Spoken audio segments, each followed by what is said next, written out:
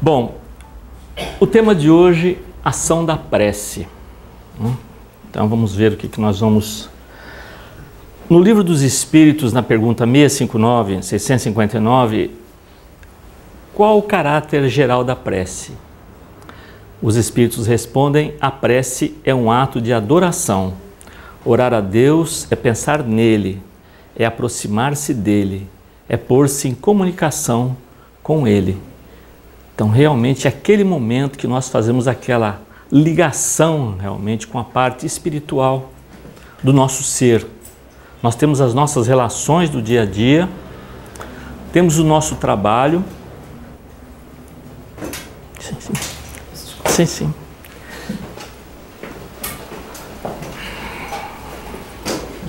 Isso. Bem-vindos. Então a gente tem a nossa relação social do dia a dia, temos as nossas preocupações, mas tem aquela hora que nós precisamos realmente fazer aquela viagem interior, dar aquela pensada e tentar ligar com as coisas do Espírito.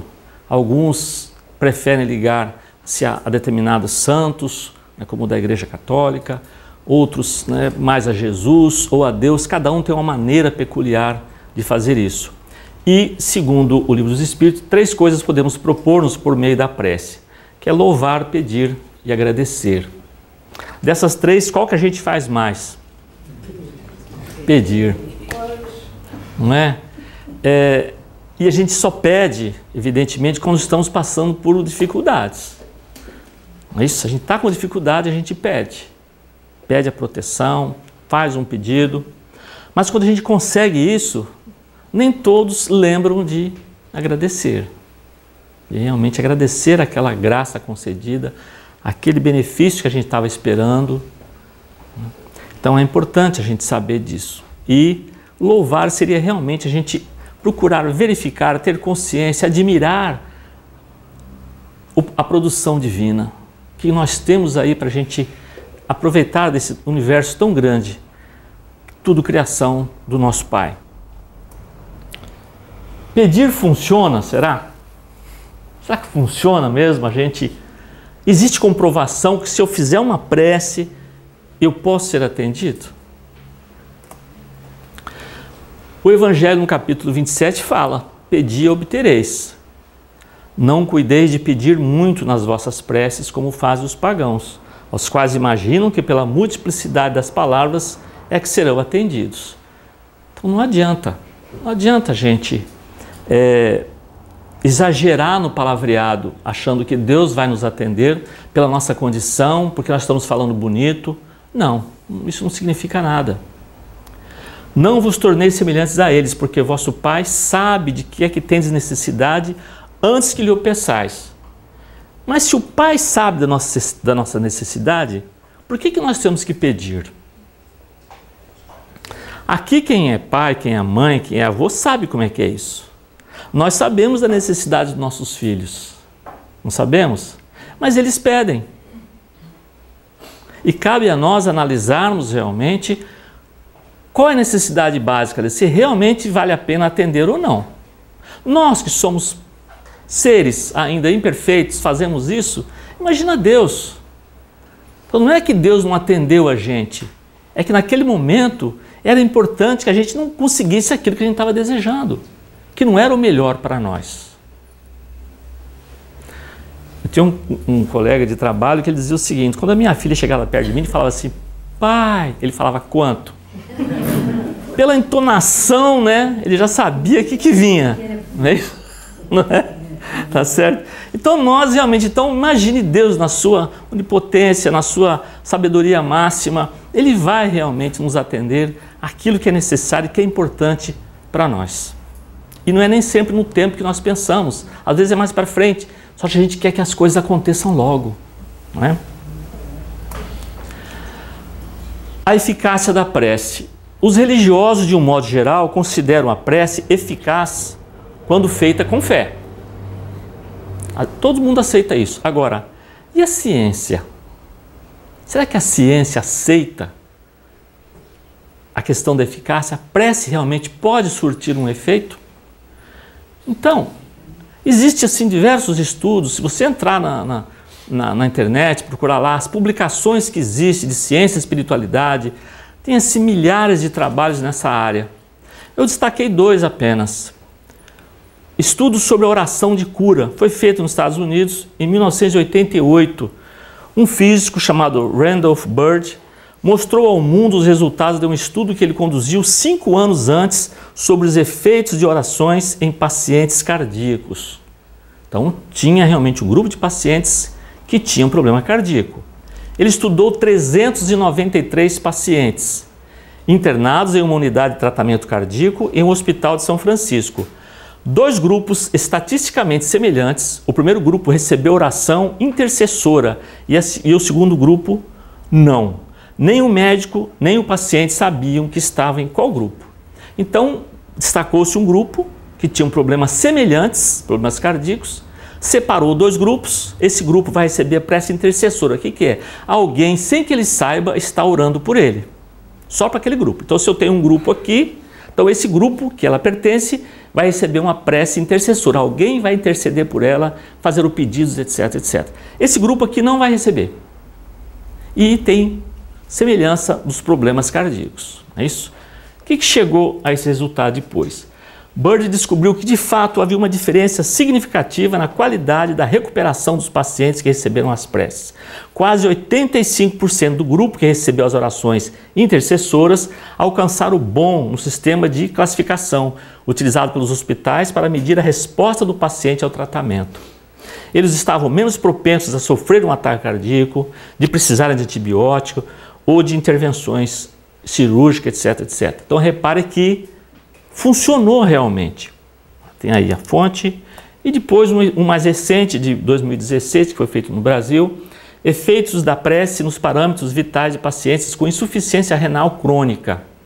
Um ensaio clínico randomizado. Aqui foi um pouco diferente, mas o objetivo foi o mesmo. Avaliar o efeito da prece sobre a pressão arterial, a frequência cardíaca respiratória em paciente com insuficiência renal crônica e conhecer sua percepção a respeito da intervenção. Olha só, eles pegaram 95 voluntários, dividiu em 2 grupos, um com 42 e outro com 37 pacientes. Repare que somando aí dá menos do que 95, não é isso? Então eles pegaram os 95 e separaram 2 grupos que tinham os mesmos problemas. Aqui foi diferente. Separou um grupo e eles botavam fone de ouvido e ouviam uma pessoa fazendo uma leitura de um salmo para eles, como está escrito aqui, olha. A prece teve duração de 11 minutos e foi gravada em áudio, numa voz de um músico, com boa dicção e aplicada mediante um fone de ouvido com protetor plástico. Então fazia para aquele grupo em mais de 1 hora por dia. Olha aí, a prece foi ministrada em 3 momentos diferentes durante semanas alternadas. Os dados qualitativos foram organizados e analisados por meio da análise temática. Conclusão: os resultados das 3 avaliações antes e depois da intervenção permitem afirmar que a prece apresentou efeito satisfatório nos pacientes em tratamento de hemodiálise. Observou-se que a prece foi eficaz na redução dos valores da pressão arterial, frequência cardíaca, frequência respiratória no grupo de pacientes estudado. Quer dizer, não é uma coisa só dos religiosos. Então isso aqui eu citei só 2 trabalhos, tem dezenas de trabalhos com diversos tipos de doenças, com preces intercessoras ou a mesmo o próprio paciente. E logicamente já foi provado isso também a gente que grava as palestras da AME, da Associação Médico Espírita. Eu já tive também a oportunidade de assistir palestras de médicos que falam a pessoa que tem uma religião, que frequenta uma casa espírita, uma igreja, não importa, ele tem muito mais facilidade de recuperação por causa da prece, da oração, da sua fé. Tá? Qual o meio que conduz a prece? Quando a gente ora, como é que isso chega a Deus, chega a Jesus, chega a Nossa Senhora, chega nos Espíritos ou nos Santos? Como? Como é que chega? Né? Então vamos dar um exemplo. O ar é o meio condutor do som. É isso? Quando nós falamos, vocês estão ouvindo a minha voz porque aqui tem ar. Se aqui não tivesse ar, vocês não estariam ouvindo a minha voz. O vácuo não propaga o som, é isso? Então quando eu falo, a gente mexe aqui nas moléculas de ar, esse movimento dinâmico vai chegar aí no ouvido de cada um, vai entrar lá, vai encontrar primeiro o tímpano. Aí estou lembrando aqui quando eu estudava na 4ª série do primário, da professora de ciências que explicava isso aí, né? Então chegava lá no tímpano, vibrava o nosso tímpano, aí tem 3 ossinhos miúdos lá dentro do ouvido, o martelo, a bigorna, o estribo, que balançam, não é isso? E aí tem lá outra região chamada cóclea, encostada ali, que tem um líquido ali dentro que também vibra. Tem os cílios, e aí essa energia mecânica das ondas sonoras são transformadas em energia elétrica, impulsos elétricos, e vai lá para o cérebro. O cérebro identifica que tipo de som, a direção do som, etc. Isso é uma coisa instantânea. Isso é feito com auxílio, evidentemente, do ar. A água também é condutora do som, certo? Entre outros metais, etc. E ondas de rádio também, que a gente conhece muito bem, feito à distância. Está lá o locutor falando, e depois é passado um equipamento, vai para uma antena grande, você chega lá na sua casa ou no automóvel, você liga, você consegue ouvir, porque foi transmitido. Então aqui onde nós estamos nesse momento, estão passando muitas ondas sonoras, que a gente não está vendo. Mas aqui passa ondas de rádio, das rádios comerciais, da polícia, do aeroporto, tudo está passando por aqui, a gente não percebe isso aí. É isso, mas se eu pegar um rádio e ligar aqui, eu vou sintonizar com essa frequência determinada e vou poder ouvir o som. Isso que acontece na questão do som. O espírito, através da radiação mental, expressa-se por ondas de múltiplas frequências. Comparando essas ondas às ondas de rádio, o nosso cérebro funciona como um aparelho emissor e receptor ao mesmo tempo. Então, no caso, o rádio, ele transmite, só transmite, né, as ondas de rádio, vão lá e é recebida. O nosso cérebro ele tem o poder, sim, de transmitir, de irradiar e, ao mesmo tempo, receber as frequências que são emitidas por outras pessoas que nós percebemos. Certo? Assim que funciona o nosso cérebro. Kardec explica a ação da prece que é transmitida através do fluido universal. Olha só, diferente do ar que transmite o som, o nosso pensamento, as nossas preces são através do fluido universal. Há um fluido etéreo que enche o espaço e penetra os corpos. Esse fluido é o éter ou matéria cósmica primitiva, geradora do mundo e dos seres. São-lhe inerentes as forças que presidiram as metamorfoses da matéria, as leis imutáveis e necessárias que regem o mundo. Isso está na Gênese de Allan Kardec. Esse fluido recebe da vontade uma impulsão, olha só, a nossa vontade.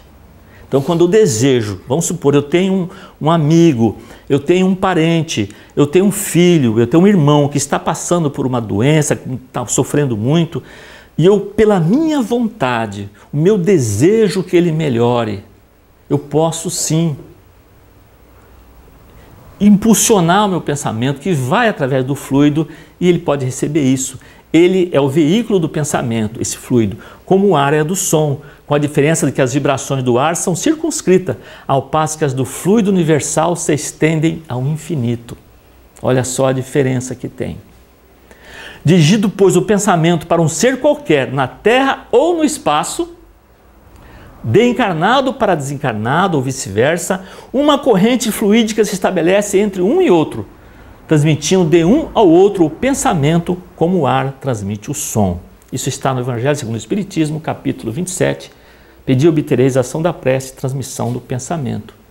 Então, olha só que coisa fantástica. Não existe limite para o nosso pensamento. Então, aquela nossa vozinha que já desencarnou, que a gente não sabe onde ela está. A gente faz uma prece, na hora que você pensa na vozinha, que você mentaliza ela, ela vai receber o seu pensamento, que você vai emitir para ela, desejando que ela esteja bem, que ela esteja feliz onde ela está, e aquilo vai receber com alegria. Da mesma maneira, a tristeza também é recebida. Aquelas pessoas que perderam um ente querido, que ainda não conseguiram ainda entender, é natural o sofrimento, a gente entende isso, a gente sente a separação, mas que fica muito tempo revoltado, às vezes, com a perda do ente querido, aquelas lágrimas, aquele desejo que ele estivesse aqui, não faz bem para o ente querido. Ele vai receber aquilo. Eu já li espírito comentando, é como se eu recebesse lágrimas de fogo, o sofrimento da minha mãe. Então, é natural, nós sabemos, né? A gente está ali, perdeu o ente querido, aquele momento, mas depois, com o tempo, a gente vai entendendo isso, vai ter saudades, mas não tem mais, sabe, aquela dor de sofrimento. A gente vai compreendendo isso. Então está aí é só uma ilustração, né? A gente pensando ali, nosso pensamento, e todo o planeta Terra, todo o espaço, todo o universo, não importa onde a gente esteja, nós vamos receber, se for dirigido a nós, aquela prece. Tem qualidade dos fluidos. Esses fluidos têm consequências de importância capital e direta para os encarnados, a ação dos espíritos sobre os fluidos espirituais. Sendo esses fluidos o veículo do pensamento e podendo este modificar-lhes as propriedades, é evidente que eles devem achar-se impregnados das qualidades boas ou más dos pensamentos que os fazem vibrar, modificando-se pela pureza ou impureza dos sentimentos. Os maus pensamentos corrompem os fluidos espirituais, como os miasmas deletérios corrompem o ar respirável. Então vamos dar um exemplo bem claro. Imagine se eu tenho um perfume muito delicioso. Aí alguém chega para mim e fala assim, olha, eu queria levar um pouco desse perfume que você tem, eu gosto muito dele. Eu vou lá e pego um vidro sujo e ponho um pouquinho de perfume para ele. A hora que ele chega na casa dele, não tem aquele perfume. Aquele vaso, né, não estava puro. É assim o nosso pensamento. Se nós estamos realmente sempre mentalizando as coisas negativas, a insatisfação, a reclamação, nada dá certo, eu sou infeliz, eu sou um coitado, a gente vai criando aquela atmosfera desse fluido pesado, negativo. Quando a gente faz uma prece, mas ela vai carregada também com esse peso desse sofrimento. É o perfume que não saiu na sua integridade.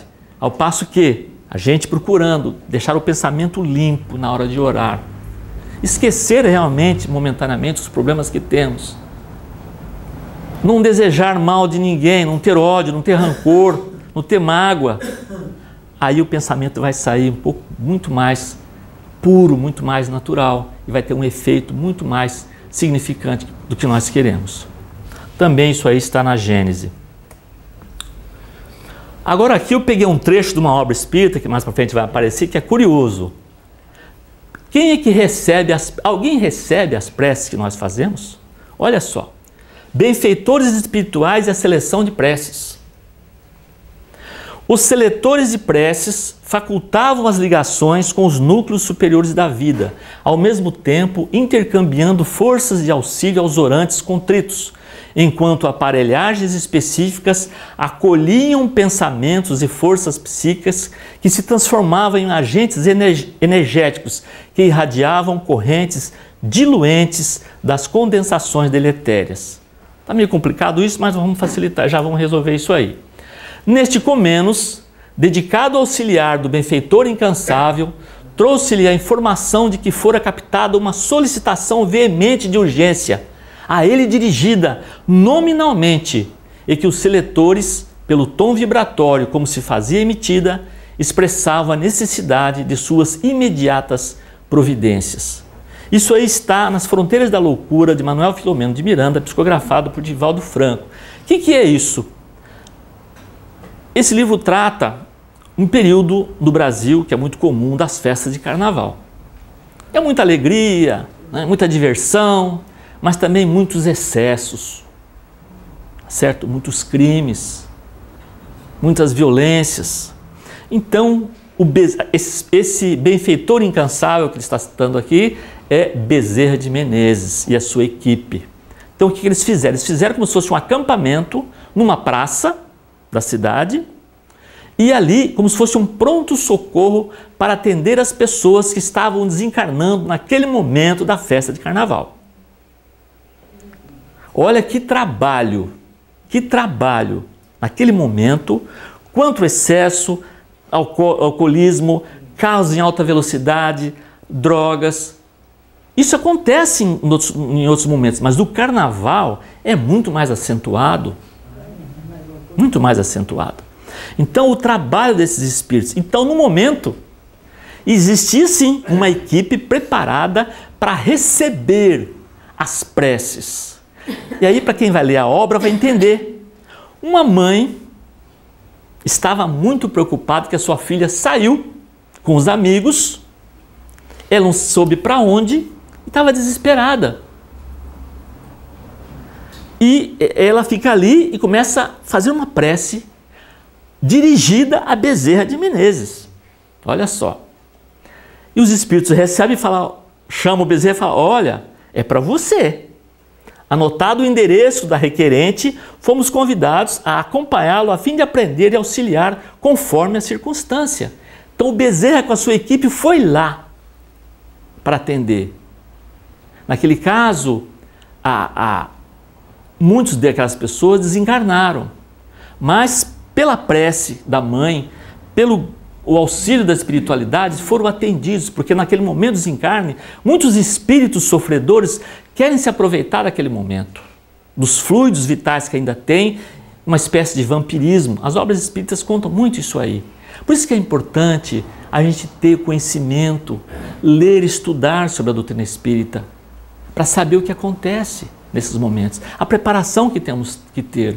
Então, houve um merecimento daquela família, houve um merecimento da mãe, houve um merecimento da filha de ser, naquele momento, ser socorrida espiritualmente, ser retirada daquele acidente e ser levada para uma recuperação numa colônia próxima. Então, esse é o trabalho da espiritualidade. Então, os espíritos, sim, eles ouvem as nossas preces. A prece é tão importante que Kardec dedicou um capítulo inteiro do Evangelho segundo o Espiritismo à prece. Tá aí, coletânea de preces espíritas, dividido em preces gerais, preces por aquele mesmo que ora, preces por outrem, preces pelos que já não são da terra, preces pelos doentes e pelos obsediados. Isso não se trata de uma receita para fazer prece. É que muitas pessoas não conseguem orar ainda, não sabem como é que faz. Então ali você tem uma sugestão de como você, com as suas palavras, pegando aquela ideia que ele sugere, para que você possa fazer uma prece objetiva, uma prece clara, sem rodeios, feita com coração, com a intenção realmente séria. Tá? O Espiritismo reconhece como boas as preces de todos os cultos, quando ditas de coração e não de lábios somente. Isso é importante na doutrina espírita. A doutrina espírita não faz proselitismo. Nós não queremos mudar a cabeça das pessoas que já têm a sua doutrina. Você não vai ver um espírita chegar para um evangélico e falar: olha, você tem que largar a sua igreja e vem para o espiritismo. Ou você é católico, sai da igreja e vem para o espiritismo. Jamais você vai ouvir isso de um espírita. Nós entendemos e respeitamos todas as religiões. O importante é que você tenha uma religiosidade. Às vezes a pessoa não tem nem religião, mas tem religiosidade. Então é importante essas preces. Nós podemos orar em qualquer lugar, é evidente. Penso que às vezes nós procuramos uma igreja, um templo, porque é um lugar mais tranquilo, não é isso? Um lugar silencioso, onde nós podemos nos concentrar e dirigir o pensamento a Deus. Cabe ainda lembrar que a importância que fazemos, que devemos ter do Evangelho no lar. Nossa casa e os vizinhos se beneficiam das energias benéficas que emanam do pensamento que irradiamos no momento da leitura do Evangelho e da nossa oração. A prática do Evangelho cria uma proteção nesse lar. As pessoas que frequentam aquele ambiente ficam protegidas. Fazer o Evangelho no lar é muito simples. É só... A Teresa fez uma palestra, que está ali, a nossa amiga Teresa, fez uma palestra aqui específica sobre o Evangelho no lar. Quem não assistiu, vai no YouTube canal Paulo de Tarso, que vai estar lá a palestra da Teresa, muito boa. Vai lá e assista, não é? Então, de um modo geral, pode ser feito, evidentemente, por uma pessoa só, mas é importante que os familiares participem. Escolha um dia e um horário da semana que você vai escolher. Por que é importante o horário e o dia? Porque os espíritos ficam ali, te auxiliando naquele momento. Se você faz cada hora um dia, fica difícil. Então você fala, ó, meu dia é domingo, 8 horas da manhã. Tudo bem. Escolha aquele tempo, vai lá, reúne ali, pega o evangelho, pode ser feito em sequência, pode ser lido ao acaso, não é isso? Põe uma jarra de água ali para ser fluidificada, leia um trecho do evangelho segundo o Espiritismo, comente o que você leu, vê se alguém na mais da mesa quer fazer algum comentário, né, do que foi lido, outra visão que a pessoa teve, discuta aquilo, né? Não, preferência por volta de uns 15 minutos, é isso? Desculpe, antes de começar, lógico, uma prece de abertura, depois uma prece de encerramento e depois bebe-se água fluidificada. Isso, gente, é uma prática que vai ajudar muito, porque como disse, quando a gente tem na nossa casa, ninguém vive na nossa casa em perfeita harmonia. Não existe isso. Essas propagandas que a gente vê na televisão, às vezes, de pessoas tomando café da manhã, sempre sorrindo, é fantasioso aquilo. Nós sabemos que não é assim. Não é? Um dia você briga, discute, fala, é isso? Chega alguém na sua casa que você não queria que tá ali, discute, isso aí que cria? A gente fala que criam formas de pensamento na casa, chama miasmas, fica as formas de pensamento, fica grudada nas paredes da casa. Quando a gente faz o evangelho, quando a gente ora, aquilo é destruído, tá certo? Então é importante que a gente faça esse evangelho no lar. Então eu tomei a liberdade e fizemos aqui um roteiro, está ali com o Abel, depois quem quiser pegar esse papel, que é um roteiro de como fazer o evangelho no lar. É um texto que eu peguei da Federação Espírita Brasileira, tá certo? E pode pegar ali para ter um roteiro para lembrar como é que é a sequência mais ou menos de fazer o evangelho no lar. Tá? Bom, e para a última parte do nosso trabalho, essas duas figuras aí, à direita vocês conhecem com certeza, agora da esquerda não sei se vocês conhecem. Esse é o Dr. Carlos Chagas, que é o André Luiz. Só de curiosidade, levanta a mão quem já leu o Nosso Lar. Estou começando. Tá. Não chega a 1/3 da plateia, hein? Estou a começar. Tá? Estou a começar. Então vocês vão ter que... Ver o filme. Ver o filme, tudo bem, o filme já, né? Então agora quem não leu, eu vou falar um spoiler aqui, tá? Não tem jeito, né? Tá? Mas falando da importância da prece, nós sabemos que o André Luiz mostra na obra que ele, mesmo sendo uma pessoa que trabalhou na sua profissão, né, ele não se dedicou muito realmente às coisas espirituais. Tá? Não era uma pessoa má, nada disso, certo? Mas faltava-lhe o conhecimento da vida espiritual. Então ele ficou ali, segundo ele próprio relatou, por volta de 8 anos, numa região de sofrimento, não é isso? E depois de muito tempo, acontece também, que o Abel comentou aqui do Memórias do Suicida, que eu não vou falar também quem que é o escritor português, não é isso? Mas da mesma maneira, ficou lá num sofrimento por muito tempo com o grupo de suicidas. Esse personagem, tá certo? E o André Luiz, em determinado momento, ele resolve fazer uma prece. Tá? Então eu vou ler aqui esse finalzinho, né, no caso da leitura dele, a prece dele. E quando as energias me faltaram de todo, quando me senti absolutamente colado ao lodo da terra, sem forças para reerguer-me, pedi ao Supremo Autor da natureza me estendesse mãos paternais em tão amargurosa emergência. Quanto tempo durou a rogativa? Quantas horas consagrei a súplica de mãos postas, imitando a criança aflita? Apenas sei que a chuva das lágrimas me lavou o rosto, que todos os meus sentimentos se concentraram na prece dolorosa, estaria então completamente esquecido? Não era igualmente filho de Deus, embora não cogitasse de conhecer-lhe a atividade sublime quando engolfada nas vaidades da experiência humana? Por que não me perdoaria o eterno Pai quando providenciava ninho às aves inconscientes e protegia bondoso a flor tenra dos campos agrestes? É preciso haver sofrido muito para entender todas as misteriosas belezas da oração.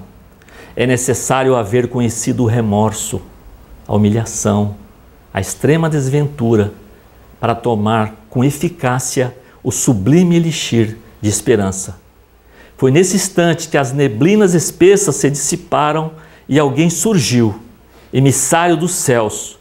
Um velhinho simpático me sorriu paternalmente, inclinou-se, fixou nos meus os grandes olhos lúcidos e falou: coragem, meu filho, o Senhor não te desampara.